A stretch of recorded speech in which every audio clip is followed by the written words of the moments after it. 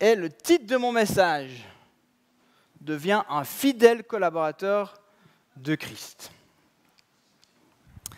Alors ce matin, peut-être ça va intéresser certains, je vais vous proposer une offre d'emploi. Peut-être qu'il y en a qui cherchent, j'espère, et peut-être que vous allez correspondre à ce descriptif de poste et vous pourrez rejoindre l'équipe apostolique de Paul. Extraordinaire, non? Vous serez basé en Turquie, c'est vrai, mais vous ne resterez pas longtemps au même endroit. Alors, voilà, on va voir si ça vous correspond parce que nous recrutons. Vos tâches. Assurer le suivi dans nos différentes succursales situées dans le pourtour méditerranéen. Je ne crois pas que pourtour ça s'écrit comme ça, mais ce n'est pas grave. Ma femme, elle n'a pas le temps de relire. Communiquer les directives de la direction à nos collaborateurs dans nos succursales et répondre à leurs besoins. Récolter et transporter des fonds importants. Remplacer les managers de succursales lors de leurs déplacements selon le respect de leur propre cahier des charges, gestion des bénévoles, enseignement, développement, soutien social, rencontres publiques, etc. Et c'est intéressant quand même comme poste. Hein, c'est pas routinier, quoi. Hein. Déjà? Tu réponds déjà? Mais c'est magnifique. C'est magnifique. Alors c'est relancé, mon cher. Votre profil, vous aimez le changement, vous êtes prête à travailler dans différents pays, cultures, environnements. Vous aimez prendre des risques et savez vous adapter aux moyens du bord. Vous êtes une bonne gestionnaire, vous vous exprimez facilement en public. Vous êtes capable de travailler de manière autonome et en équipe. Vous êtes déterminé et convaincant, vous êtes fiable. Vous avez une excellente condition physique, une bonne résistance au stress. Ce travail est pour vous. On ne parle pas de salaire. On ne parle pas de salaire. Non, vous verrez bien. Il faudra vous débrouiller avec les moyens du bord. Voilà, c'est un peu ça. Il y a des gens qui répondent aux critères, qui sont motivés. Ouais, c'est bien, il y a déjà 3 mains avant que je commence le message. J'espère qu'à la fin, toutes les mains seront levées. Eh bien, ce descriptif de poste, c'est celui d'un homme qui a bien sûr existé, un homme dans la Bible qui s'appelle Tychik. Tychik, vous connaissez Tychik, c'est Tychik, hein. Voilà, vous allez vous souvenir comme ça. Un chic type, ouais, exactement. Et si son nom ne vous dit rien, ce n'est pas vraiment étonnant parce qu'il est mentionné que 5 fois dans le Nouveau Testament. Et puis, généralement dans des salutations de Paul, entre 2 autres prénoms que vous n'avez certainement pas retenus non plus. Donc, pas étonnant. Mais pourtant, les amis, Tychik mérite que nous nous arrêtions, mérite notre attention ce matin. Alors, vu que les mentions de Tychik sont courtes, je vous propose qu'on les parcourt rapidement ensemble avant d'aller plus loin. 5 mentions. Donc, Acte 20, verset 4, Paul avait pour l'accompagner jusqu'en Asie Sopater de Bérée, je vous disais des noms que vous n'avez pas retenus, hein, fils de Pyrrhus, Aristarque et, c'est pas Secundus de Thessalonique, Gaius de Derbe, Timothée, ainsi que Tychik et Trophime, hein, c'est pas un médicament, qui est originaire d'Asie. Voilà, première mention, Acte 20. Ensuite, on le retrouve dans Tite 3, lorsque je t'enverrai Artémas, donc c'est toujours Paul qui parle, ou Tychik, empresse-toi de venir me rejoindre à Nicopolis, car c'est là que j'ai décidé de passer l'hiver. Donc Colossiens 4, 7 et 8, Tychik, qui est notre frère bien-aimé, un serviteur fidèle et mon compagnon de service dans le Seigneur, vous informera de tout ce qui me concerne. Je vous l'envoie exprès pour qu'il prenne de vos nouvelles et réconforte votre cœur. Et puis dans le même contexte, il dit à peu près la même chose aux Éphésiens, afin que vous connaissiez vous aussi quelle est ma situation et ce que je fais. Tychik, le frère bien-aimé qui est un fidèle serviteur dans le Seigneur, vous informera de tout. Je l'envoie exprès vers vous pour que vous ayez de nos nouvelles et pour qu'il réconforte votre cœur. Et 2 Timothée 4,12, par ailleurs, j'ai envoyé Tychik à Éphèse. Voilà ce qu'on sait sur Tychik. On va faire un beau message ce matin. Mais qu'est-ce que tout ça peut nous apprendre? Qu'est-ce qu'on comprend aussi au travers du contexte? La première chose que j'ai envie de dire sur Tychik, c'était un homme discret au rôle essentiel. Et en fait, on parle beaucoup de l'apôtre Paul, souvent, mais en fait, Paul, il n'aurait pas pu faire grand-chose sans ses nombreux collaborateurs, en fait, dont Tychik fait partie. Donc il y a parfois des hommes ou des femmes très en vue, des ministères imposants, mais ils ont besoin d'une équipe. C'est toujours un travail d'équipe. Il y a des gens à l'arrière-scène, il y a des gens qui travaillent dur et puis qui répondent à l'appel de Dieu en travaillant dur derrière le rideau. Et on a encore parfois cette idée, malheureusement, que répondre à l'appel de Dieu, c'est être à ma place ce matin, c'est être sur scène ou c'est conduire la louange. Ça, c'est répondre à l'appel de Dieu. Mais en fait, oui, bien sûr, mais évidemment que chacun de vous répondez à l'appel de Dieu alors que vous vous mettez à son service. Et simplement pour vivre un culte comme ce matin, même que c'est les vacances, il y a toute une équipe, en fait. Il y a non seulement l'équipe de louange, mais il y a la sono, il y a la projection, il y a le streaming, il y a l'enfance, il y a l'accueil, il y a les équipiers de prière. Vous voyez, toutes ces personnes qui, aujourd'hui, ont choisi de servir de cette manière-là. Il y a 1000 manières de servir Dieu. Mais c'est une équipe. Et parfois, on ne le réalise pas. D'ailleurs, même ma prédication est un travail d'équipe. Et je remercie Muriel qui est là, qui était en stage avec moi, qui a travaillé aussi pour cette prédication. Alors Tychik, il a voyagé avec Paul, et il était de ceux qui ont ramené cette offrande conséquente des églises de Macédoine et d'Asie mineure vers Jérusalem. Ça, c'est une chose qu'il a faite. Mais pendant l'emprisonnement de Paul à Rome, Tychik est devenu son représentant auprès des églises. Donc il a transporté la lettre de Paul à Éphèse, à Colosse, ainsi que celle destinée à Philémon et à Timothée. Ces lettres ont circulé grâce au dévouement de Tychik qui les a portées. Il ne les a pas seulement portées, il les a lues. Il a été capable, comme on l'a vu dans le texte, de les informer de tout ce qui concerne de la situation de Paul. D'accord ? Donc il avait une connaissance complète de la situation. Il avait aussi pour mission d'encourager, de réconforter les églises. Donc un rôle très pastoral. Et lors du 4e voyage de Paul, Tychik est probablement envoyé vers Tite en Crète, parce que Paul demande à Tite de venir le rejoindre, comme on l'a lu, et Tychik pourrait être celui qui a été envoyé pour prendre le relais. Et plus tard, Paul va faire exactement la même chose. Il va procéder de la même manière avec Timothée. Donc Tychik va lui porter la lettre de 2 Timothée, qui était probablement la dernière lettre de Paul, et il va remplacer quelque part Timothée à Éphèse, alors que Paul lui demande à Timothée, viens me rejoindre, oublie pas le manteau que j'avais oublié, vous vous souvenez, des choses très pratiques, il dit, mais viens me rejoindre. Et Tychik, ce collaborateur, va alors être éloigné de Paul dans ce temps-là. Alors, c'est vrai que si on regarde vite ça, on peut se dire, bon, en fait, c'est juste un petit facteur. En fait, il n'y a rien qui vient de lui-même, c'est un porte-parole. Il lit ce que quelqu'un d'autre a écrit. On pourrait se dire aussi, c'est un remplaçant. Il vient pour éventuellement soulager un peu, prendre le relais, pendant que quelqu'un d'autre, de plus important, comme Timothée, doit partir en voyage.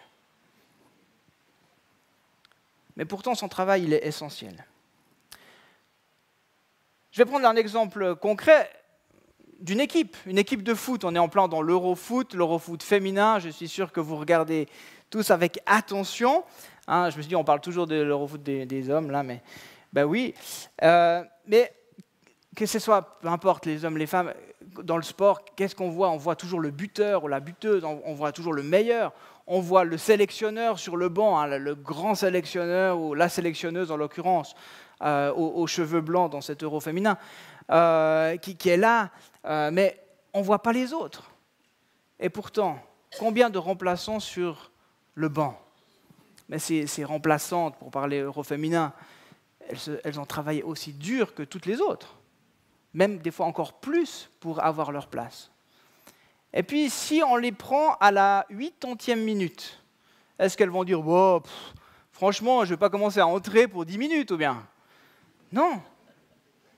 Elles vont y aller à fond parce que leur rôle, il est important, est très important pour ces 10 dernières minutes qui sont des fois capitales. Soit il ne faut pas prendre un nouveau goal, soit il faut encore en mettre un. Donc elles ont un rôle important, juste pour 10 minutes. Et puis il y en a d'autres encore bien discrets qu'on ne voit jamais à l'écran. Derrière le sélectionneur, il y a des autres personnes qui sont toujours là, proches des joueurs, des joueuses, qui leur disent d'être là au bon endroit, de se préparer. Il y a donc des préparateurs sportifs, des préparateurs physiques, il y a des médecins du sport, il y a des nutritionnistes, il y a des physiothérapeutes. Tout ça, c'est l'équipe. Et chacun a un rôle pour éventuellement gagner l'Euro qui se joue en Suisse. Dans cette société où le succès semble encore tellement important, moi j'aimerais simplement te dire ce matin que tu n'as pas besoin d'être sur le devant de la scène pour être utile et important. Ça, c'est vraiment un mensonge. C'est vraiment un mensonge. J'aimerais te dire ce matin, arrête de te dévaloriser ou de te comparer, mais sois là où Jésus est. Sois là où Dieu est. Sois là où Dieu te veut. Sois là où Jésus est. Sois simplement, sois. Pas besoin de toujours faire. Sois dans la présence de Dieu. Sois toi-même. Sois disponible, oui. Sois fidèle à ce qu'il va t'appeler ou ce qu'il t'appelle à faire. Car ton travail pour Jésus, là où il t'a placé, il est important. Puis il fait partie d'un tout, d'une équipe. Puis cette équipe, elle s'appelle le corps de Christ, simplement. On doit encore arrêter et redire, on doit arrêter de se comparer. Arrêter de penser qu'on est moins important, qu'il y a des gens plus importants que d'autres dans le royaume de Dieu. C'est tout à fait faux. Ta présence, ton travail, ton rôle, il est important. Tu as quelque chose à apporter dans ce corps de Christ. Dans cette communauté ici, à l'Escale, ta parole, elle est importante. Ton cœur, il est important. Ton sourire, il est important. Tychik, il était discret, mais essentiel. Et deuxièmement, c'était un serviteur fidèle. En effet, il n'était pas juste un facteur, comme je l'ai dit, c'était le représentant de Paul. Ça veut dire que c'était un intime à qui Paul pouvait parler de sa situation, de ce qu'il vivait en profondeur, de ses défis, de ses joies, de ses peines, et en qui Paul avait complètement confiance. Et c'est tellement important d'avoir ce genre de personnes à nos côtés. Et souvent, de nouveau, on voit la personne devant le rideau, sur la scène, mais on oublie ses luttes, on oublie ce qui se passe derrière. Et on oublie qu'ils ont besoin de soutien, ils ont besoin d'oreilles attentives, ils ont besoin de personnes qui sont là, à qui ils peuvent tout dire, à qui ils peuvent tout montrer. Il y a une transparence. C'est tellement essentiel. Et Tychik était cet homme-là pour Paul. Regardez comment Paul présente Tychik. Un frère bien-aimé, un serviteur fidèle et mon compagnon de service dans le Seigneur. Il n'a pas dit un compagnon de service. Il a dit c'est le mien, c'est mon compagnon de service. Il y a donc une réelle amitié, une confiance qui permet à Tychik d'informer sur tout ce qui concerne Paul. Et je trouve même à quelque part triste de me dire qu'au moment de la fin de sa vie, Paul était seul. On peut trouver ça triste, mais d'un autre côté, il a envoyé Tychik à Éphèse. Il l'a relâché. Tychik a répondu. Ce n'était pas ça l'important, ce n'était pas d'être là avec Paul à ce moment-là. Mais on peut se dire, ils étaient proches, puis à la fin de sa vie, Tychik n'est pas à côté de Paul. C'est une réalité. Mais Tychik était un intime, à qui Paul semble pouvoir demander d'aller n'importe où. Un vrai serviteur dévoué. Et ça, c'est un cadeau d'avoir des personnes comme ça. Et on en a, vous en avez autour de vous, on en a, j'en ai dans la communauté, des personnes qui sont toujours disponibles, qui disent volontiers, avec joie, quel cadeau. Je ne sais pas si le nom de John Kenneth Galbraith vous dit quelque chose. Je ne pense pas, parce que ça remonte un petit peu. C'était le conseiller économique de différents présidents américains, Roosevelt, Kennedy, Johnson. Et puis il a écrit des mémoires, il a écrit une biographie. Et puis il raconte que suite à une journée épuisante, il a été trouver sa gouvernante, la gouvernante de la famille, puis il a dit « Cet après-midi, tu ne prends aucun appel. Hein, tu dis « Je ne suis pas disponible ». Et puis voilà que le téléphone sonne. La gouvernante répond, et c'est le président Johnson. Il dit « J'aimerais parler à M. Galbraith ». Et puis la gouvernante, un peu empruntée, elle lui dit « Écoutez, monsieur, il dort. Il m'a dit de ne pas le déranger. » « Ah, mais quand même, j'aimerais vraiment lui parler, réveillez-le. » Enfin, je suis le président tout de même. Et puis elle répond « Non, monsieur le président, je travaille pour lui et pas pour vous. » Tac, téléphone terminé. Imaginez. Alors, une fois Galbraith réveillé, il va quand même rappeler le président. Et puis, il avait quand même un petit sourire, il était quand même assez content de la situation un peu cocasse. Et puis, voilà que le président lui dit « Dites à cette femme que je la veux ici, à la Maison-Blanche. » Voilà. Il y a des Taoiseach, il y a des Emily Gloria Wilson, c'était la gouvernante, loyale, dévouée. Elle a osé tenir tête au président, qui finalement s'est dit « Moi, j'ai besoin d'une femme comme elle, dans mon équipe. Hein » Dévouée, loyale.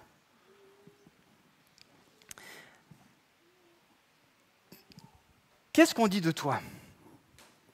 Vous savez, on a tous un point mort, une partie de nous qui nous est cachée, et qui nous est cachée à nous, mais que les autres voient. Peut-être vous connaissez la fenêtre de Johari. Vous avez peut-être fait ça, qui vous permet de voir un peu vos angles morts. Et c'est toujours intéressant. Ce n'est pas toujours agréable de connaître ce que les autres voient et que nous, on ne voit pas. Mais c'est intéressant, c'est important. On peut l'avoir quand on demande des feedbacks. Des fois, avec des personnes de confiance, c'est important de dire « Mais en fait, tu vois quoi de moi? Tu vois quoi en moi ?» Ou avec les gens pour qui ou avec qui vous travaillez. Vous voyez quoi de moi? Vous pensez quoi de moi? On peut se dire, on s'en fiche que ce que les autres pensent. D'un côté, c'est vrai. Hein, on veut savoir ce que Dieu pense de nous. Mais il y a une connaissance de soi qu'on n'a pas. Puis parfois, les autres vont dire quelque chose de positif, un adjectif qui revient plusieurs fois. On peut dire, ah ouais, ça je ne savais pas que j'étais comme ça, ou qu'on pouvait me percevoir comme ça. Ou bien on peut dire, en fait, on a l'impression que tu es très sévère. Je sais pas, tu as toujours un regard qui semble dur, sévère. Ah bon, c'est pas du tout ce que j'aurais voulu donner, mais hein, voilà, et on peut avoir des retours comme ça, puis ça nous permet de travailler sur nous-mêmes. Alors peut-être que dans un premier temps, Taoiseach ne savait pas ce que Paul voyait de lui, ou comment Paul le voyait. Il faisait bien son travail, un point c'est tout. Mais ça a dû être un véritable encouragement de savoir que son ami, l'apôtre Paul, le considérait comme un serviteur fidèle, son compagnon d'œuvre. Et je vous pose la question, qu'aimerais-tu laisser comme trace? Qu'est-ce que tu aimerais que l'on dise de toi? Ce qui est certain, c'est que Jésus cherche des servantes et des serviteurs fidèles. À quelque part, si moi je réfléchis, je me dis, moi j'ai envie qu'un jour on puisse dire, Luc a été un serviteur fidèle. C'est ça qui m'intéresse. C'est pas tellement de dire, c'était intéressant ou moins intéressant, je dormais ou je dormais pas dans mes sermons. Est-ce que j'ai été fidèle? Jésus nous montre l'exemple, il est venu pour servir et non pour être servi. Servir, c'est se mettre à disposition des autres, c'est s'intéresser à leurs besoins, y répondre, c'est donner un coup de main, c'est faire des tâches qui ne sont pas toujours valorisantes. Et tout cela avec joie. L'esprit de service se développe alors que nous renonçons à nous-mêmes et que nous cherchons à servir Christ de toutes les manières possibles. Mais la fidélité, elle est importante, la fidélité est de mise. Notre service pour Christ dans ce monde, dans cette société, dans notre famille, dans notre couple, dans l'Église, nous demande de la persévérance, de la fidélité. Servir une fois, c'est bien, mais ce n'est pas suffisant. Il nous demande de la constance, de tenir jusqu'au bout, jusqu'à son retour. Et ce n'est pas à nous de dire « bon, je crois que là, j'en ai fait assez ». Et là, je me tourne vers ceux qui ont 65 et plus. Parfois, c'est ce que je pourrais entendre un petit peu. Place aux jeunes maintenant. On en a fait assez. C'est très bien de laisser la place aux jeunes, mais ne vous arrêtez pas. Ne vous arrêtez pas parce que vous avez encore quelque chose à dire, vous avez encore à apporter, on a besoin de vous. Mais parfois, il peut y avoir de la fatigue, c'est OK. Mais vous comprenez, chaque génération, chacun est important. Donc, on ne peut pas dire, bof, maintenant, terminé. Non, on sert Jésus jusqu'à son retour en étant fidèle à ce qu'il nous demande. Fidèle à notre appel. Et si tu as l'impression que tu n'as pas d'appel, si tu as l'impression que tu ne sais pas vraiment ce que Dieu veut, continue ce que tu fais aujourd'hui fidèlement. Fais-le bien, fais-le tout ton cœur, comme si c'était pour Jésus. Fais-le. Et puis tu auras été fidèle dans cette chose-là, puis peut-être qu'il y a autre chose qui va s'ouvrir, peut-être pas. Mais tu auras été fidèle dans ce que Dieu a mis devant toi. À son retour, comme nous montre la parabole des talents, Jésus aimerait pouvoir nous dire, c'est bien, bon et fidèle serviteur. Tu as été fidèle en peu de choses, je te confierai beaucoup. Viens partager la joie de ton maître. Imaginez cette parole qui résonnera sur chacun de vous. Bon et fidèle serviteur. Rentre dans la joie de ton maître. Imaginez la joie du Seigneur. On n'arrive pas. C'est débordant. Pouvoir entrer dans sa joie. Nous, on est toujours en train de se dire, mais est-ce que je fais assez? Est-ce que si? Est-ce que ça? C'est bon. Bon et fidèle serviteur, je suis content de toi. Rentre dans ma joie maintenant. Viens, tu as été fidèle. Est-ce qu'on n'a pas envie d'entendre ça résonner? Bien sûr, on a envie. Je te confierai beaucoup. Ce n'est pas pour maintenant, ça. C'est pour après. C'est le royaume à venir. Dans son royaume, je te confierai beaucoup, alors que tu as été fidèle pour peu ici-bas. Alors cela ne doit pas nous faire peur ou nous culpabiliser, ce n'est vraiment pas mon but, mais ça doit nous encourager, nous motiver. Il est certain que si on ne fait rien, on ne fait pas d'erreur. Ça, je l'ai appris plusieurs fois à mes dépens. Je me souviens d'avoir fait un petit accrochage quand j'étais chauffeur poids lourd, puis je revenais tout penaud au dépôt, puis en plus, j'étais quand même, c'est vrai que je n'étais pas complètement coupable, mais bon, le chef, ça, il n'allait pas le voir. Et puis mon chef me dit, moi je me dis, qu'est-ce qu'il va me dire, quoi? C'était la première fois que ça m'arrive, j'étais jeune, tout ça, puis il me dit, mais Luc, il n'y a que ceux qui font rien, qui ne font pas d'erreur, qui ne font jamais de bêtises, qui ne font jamais d'accident. Tu t'es levé ce matin, tu es venu bosser, voilà, ça arrive. Ok, bon, c'est un bon chef, c'est chouette ça fait plaisir. Mais c'est vrai. Et même en voulant servir Dieu le mieux possible, on fait des erreurs. Même en voulant servir le Seigneur de tout notre cœur. Mais la fidélité, c'est aussi savoir être vrai, savoir reconnaître nos erreurs, savoir se repentir, se relever, recommencer et ne pas renoncer. C'est ça la fidélité, ne pas renoncer. Ne pas renoncer. Alors, quel que soit votre âge, quel que soit le parcours qui a été le vôtre jusqu'à ce matin, vos capacités, vous pouvez choisir, à partir d'aujourd'hui même, de servir le Seigneur fidèlement, servir le Christ fidèlement. Tu te dis, en fait, je n'ai pas été fidèle jusque-là. Ce matin, tu peux dire, mais Seigneur, moi, c'est ça que je veux. Je veux être un serviteur fidèle. Tu as besoin de la grâce, tu as besoin de l'aide de son esprit, c'est certain, mais ce n'est pas trop tard. Ce n'est pas trop tard. Tychik était un intendant fidèle sur qui on pouvait compter. Et puis, troisièmement, j'avance, il était courageux. Alors, vous allez me dire, où c'est que tu as vu le courage dans ce qu'on a lu? Mais il faut comprendre un tout petit peu le contexte pour voir le courage. Tychik était courageux parce qu'il n'a pas hésité à risquer sa vie pour accomplir sa mission. Voyager à peu près en 60 après Jésus-Christ, ce n'est pas comme voyager en 2025. C'était dangereux, c'était inconfortable, fatigant, long. Tychik devait avoir beaucoup de Navy Miles, les amis. Il en a fait du bateau. Il en a fait. Paul nous raconte son naufrage, mais il se peut que Tychik aussi a passé par un naufrage. Mais on ne le saura pas. La navigation était difficile entre orientation, tempête, type d'embarcation, chargement. Il a certainement dû marcher énormément pour aller apporter ces lettres de Paul.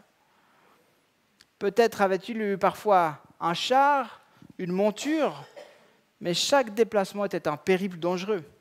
En plus des dangers naturels, il y avait des brigands, des voleurs, ça il y en a toujours, hein. Mais ils s'attaquaient aux voyageurs le long des chemins. Et puis pendant que tu voyageais, tu ne pouvais pas être comme dans un train des CFF, tranquille, en train de lire ton bouquin. Hein.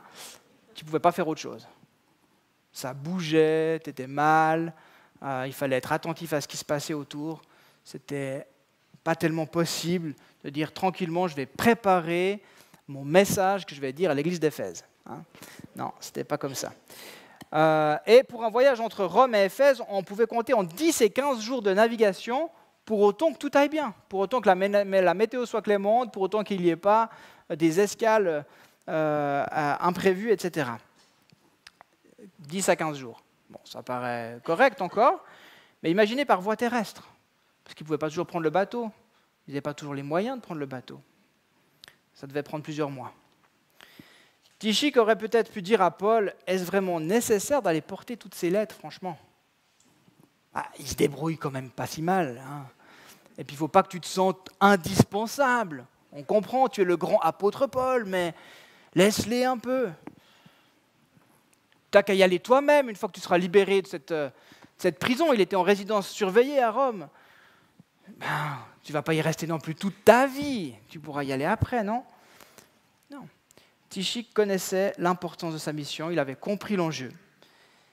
Ces jeunes communautés avaient besoin d'être encouragées, soutenues, et c'est lui que Paul avait choisi, envoyé pour faire ce travail. Alors pendant une bonne période de sa vie, la vie de Tychik se résume à des voyages pour faire connaître l'Évangile, pour soutenir les communautés, pour faire parvenir les lettres de Paul, pour jouer les remplaçants à droite et à gauche. Est-ce qu'il avait un chez lui? On n'en sait rien. Mais on comprend qu'il était prêt à prendre des risques et à renoncer à une vie stable pour servir Christ. Un travail qui ne devait pas rapporter grand-chose. On partait du salaire. Aucune idée. Ni argent, ni grand honneur. Mais il l'a fait avec courage. On chante ce chant que j'aime bien, hein, « Donne-moi le courage de quitter mon rivage ». « Donne-moi le courage de quitter mon rivage et de marcher sur tes eaux ». Ça vous dit quelque chose? Et si ça devenait notre prière ce matin? Quand est-ce que pour la dernière fois, tu as pris un risque pour Jésus? Quand est-ce que pour la dernière fois, tu as choisi de renoncer à ton confort pour Jésus? Peut-être que l'occasion ne s'est pas présentée, peut-être que ce n'est pas toujours nécessaire de renoncer à son confort.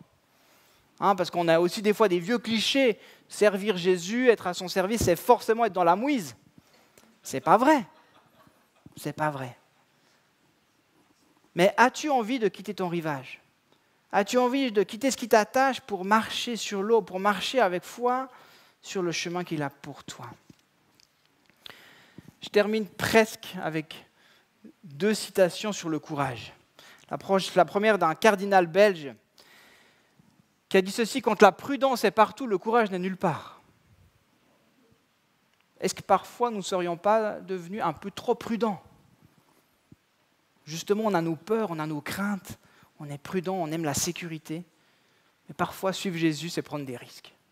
La foi et le risque, c'était très proche, en fait. Sommes-nous devenus trop prudents? Une seconde attribuée à Churchill. La peur est une réaction, le courage est une décision. Premier ministre britannique pendant la Deuxième Guerre mondiale, je pense que Churchill savait ce qu'était la peur, savait ce qu'était le courage.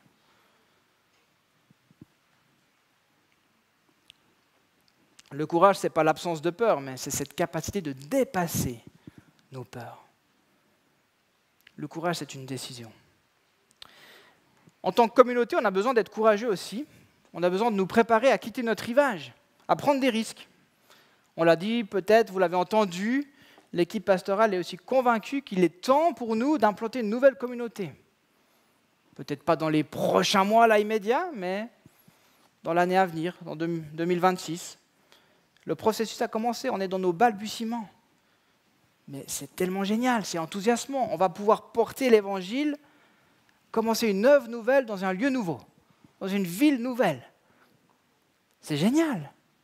Ça ne va pas changer la vie de toute la communauté. Mais il y a un appel. Qui va se lever? Qui va quitter son rivage? Qui va accepter de quitter le confort d'une communauté qui a tout, où tout va bien, chaque dimanche vous pouvez arriver, puis vous asseoir? Qui va être d'accord de quitter ça pour commencer une œuvre pionnière, faire un choix courageux, peut-être commencer quelque chose de petit et d'insignifiant, avec la possibilité que finalement ça ne fonctionne pas? Ça peut. Moi je prie pour que des Tichik se lèvent. Paul avait pour l'accompagner Sopater de Bérée, Aristarque, Secundus de Thessalonique, Gaius de Derbe, Timothée, ainsi que Tichik et Trophime, originaires d'Asie. Ce matin, il y a une description de poste pour toi. Il y a de la place pour continuer le travail commencé par cette équipe et pour accompagner, soutenir l'œuvre de Christ. Alors, j'appelle les musiciens à revenir. Je vous invite aussi à juste prendre quelques instants encore dans l'intimité avec Dieu. Souviens-toi ce matin que tu n'es pas insignifiant, mais que ton rôle est important. Tu as un rôle à jouer. Et peut-être bien que tu le joues déjà, mais ne laisse pas ces mensonges te faire croire que tu n'es rien, que tu n'es pas important, que tu n'es pas utile. Tu as ta place dans le corps de Christ, dans son œuvre. Le service et la fidélité sont des qualités essentielles. Souviens-toi que Christ, lorsqu'il reviendra, aimerait nous dire à chacun, bon et fidèle serviteur, entre dans la joie de ton maître. Souviens-toi encore que le courage, la prise de risque est nécessaire pour avancer, pour quitter son rivage.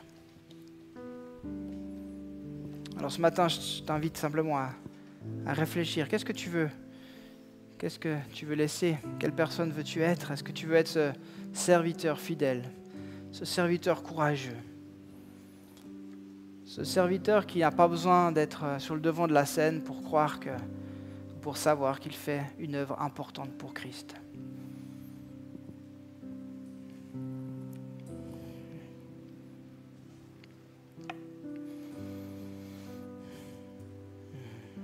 Si ce matin, tu as envie de répondre donc à cet appel, veux-tu faire partie de l'équipe? Veux-tu devenir un fidèle collaborateur de Christ? Je veux simplement t'inviter à te lever là où tu es. Et puis, on veut simplement terminer par la prière et par un chant qui suivra. Alléluia.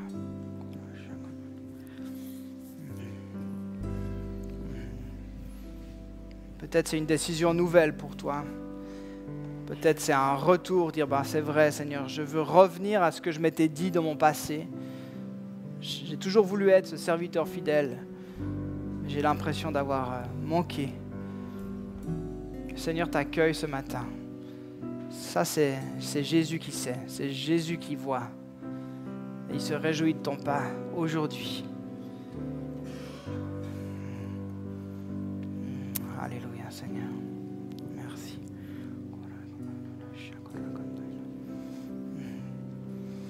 Seigneur, on te remercie pour l'exemple de Tichik aujourd'hui. Merci pour ta parole qui n'a pas manqué de mentionner des personnes qu'on pourrait considérer comme moins importantes. Et Seigneur, ce matin, tu mets ton emphase là pour dire que non, il n'y a pas de personnes moins importantes. Il n'y a pas d'œuvre moins importante. Seigneur, merci de former ton Église comme ton corps dont tu es la tête. Merci Seigneur de remettre ta valeur et ton importance sur chacun ce matin. Seigneur, il n'y a personne qui est oublié. Chacun de nos noms, nous qui t'avons reçus, qui t'avons choisi comme Seigneur et Sauveur, sont inscrits sur le livre de vie. Seigneur, tu nous connais par nos prénoms. Nous pouvons être intimes avec toi. Tu nous appelles amis. Seigneur, merci de redonner cette valeur à celui ce matin qui se sentait nul, invisible, pas utile. Seigneur, merci de nous appeler et de nous rendre fidèles ce matin. Oui, Seigneur, on ne veut pas des feux de paille, on ne veut pas être fidèle un petit moment, mais on veut être fidèle jusqu'au bout. Et Seigneur, dans la perspective de ton retour, on veut se réjouir. On ne veut pas s'inquiéter de penser qu'est-ce que tu vas dire de nous, mais on veut se réjouir, on veut être motivé et se dire « Waouh, qu'est-ce que je me réjouis d'entendre que je suis un bon et fidèle serviteur à tes yeux. » Seigneur, que nous puissions entrer dans ton appel avec ce désir d'être bon et fidèle, d'être vrai, d'être juste, de ne pas abandonner. Seigneur, merci de renouveler l'appel sur les uns et les autres. Merci de renouveler les personnes peut-être d'un certain âge qui avaient dit « bof, j'ai fait ma part ». Seigneur, montre-leur comment tu veux les utiliser aujourd'hui. Montre-leur la place qu'elles ont aujourd'hui dans ton corps, dans ton Église. Et oui, Seigneur, on prie encore pour le courage. Merci de nous permettre d'oser quitter notre rivage, d'oser quitter nos sécurités, tout ce qui peut nous attacher ici dans l'Occident, dans notre Suisse bien pensante, c'est vrai. On est à la fois tellement reconnaissant pour le confort qu'on a, pour la sécurité qu'on a, puis on se rend compte que parfois ça nous garde attachés. Ça nous empêche d'oser marcher sur l'eau, sortir de la barque, quitter le rivage. Alors Saint-Esprit, merci de nous y aider. Merci de nous y aider ce matin. Donne-nous le courage, la capacité de prendre des risques, d'affronter nos peurs peut-être, pour aller là où toi tu nous appelles. Sachant qu'alors que tu nous appelles, tu nous donnes ce qui est nécessaire pour l'accomplissement de notre tâche. Il ne va rien nous manquer. Merci Saint-Esprit. Alléluia. Amen. Amen. On prend un chant ensemble. On peut rester debout. Merci pour votre écoute.